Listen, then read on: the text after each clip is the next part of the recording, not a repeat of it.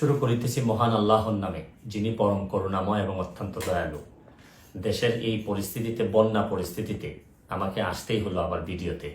আমি সোশ্যাল মিডিয়ার মাধ্যমে যেভাবে দেখলাম যে এত পানি, বিশেষ করে আমি আমাদের এলাকায় দেখলাম যে 93 সালের পরে হবিগঞ্জে এত পানি খোয়াই নদীর উপরে কখনো হয়নি।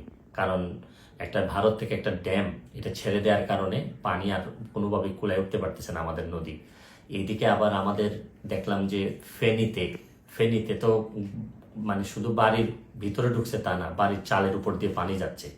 এরকম কুমিল্লা, বিভিন্ন দেশের বিভিন্ন জায়গায় যেভাবে বন্যায় আক্রমণ করছে, আমি যেহেতু বন্যা নিয়ে কাজ করছি, আমার কাছে মনে হয়েছে যে এই বন্যার সময় আমার একটা অধিকার আছে যে আপনাদের সবাইকে একটা আহ্বান করার, যে যে যে এলাকায় কৃতি সন্তান আছেন তারা নিজেরা একটু ঝাঁপিয়ে পড়েন মানুষের। কারণ দূর থেকে বন্যা বলতে আমরা পানি দেখি, কিন্তু আপনি যদি কাছে যান, প্রতিটা পরিবার যে কি পরিমাণ কষ্ট হয়, কাছে গেলে বুঝতে পারবেন যে মানুষের কষ্ট।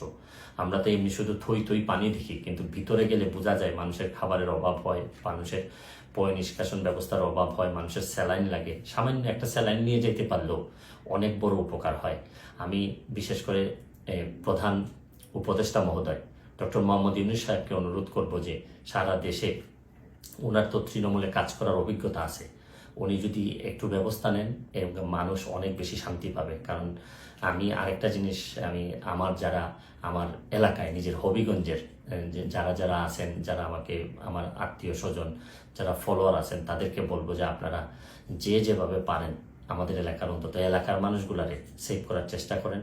আমার পক্ষ থেকে আমি যেভাবে পারি কিছু না কিছু সহযোগিতা করার চেষ্টা করব। কারণ সবাই একসাথে দাঁড়াইলেই দেশের যে কোনো দুর্যোগে আমরা মানুষের কল্যাণ কিছু করতে পারবো। আমরা বহু মানুষ আছি, হয়তো মানুষ একটু বিপদে পড়লেই কাজে আসতে পারি, হয়তো আমরা চেয়ে ঘুরে বেড়া না, আমরা হয়তো অনেক বেশি প্রতিবাদকারী না, বা সব জায়গায় দাঁড়ায় যেতে পারি না, অনেক লিমিটেশন নিয়েই মানুষ হিসাবে বেঁচে থাকি। তারপর চেষ্টা করেন যে সবাই মিলে অন্তত বন্যা দুর্গতরে সব কিছুর ঊর্ধ্বে উঠে বন্যা যারা দুর্গত তাদের পাশে দাঁড়াবেন, এইটুকু আমার আপনাদের কাছে আহ্বান, আপনাদের কাছে চাওয়া। তারপর আমি একটা জিনিস বলি যে খুব খারাপ, এখনো আমাদের এলাকায় নদী ভাঙ্গন দেখা দেয়নি, নদীর চারদিকে পানি পড়তেছে। যদি ভাঙ্গন দেখা দেয়, খুবই খারাপ অবস্থা হয়, তাহলে আমার একটা, আপনারা নিশ্চিত থাকতে পারেন আমি যেভাবেই হোক সশরীরে আপনাদের মাঝে হাজির হব। আমি চেষ্টা করবো আমার সর্বস্ব দিয়ে যাদের জন্য আমি শপথ নিয়েছিলাম তাদের পাশে দাঁড়ানোর। ভালো থাকবেন, সুস্থ থাকবেন।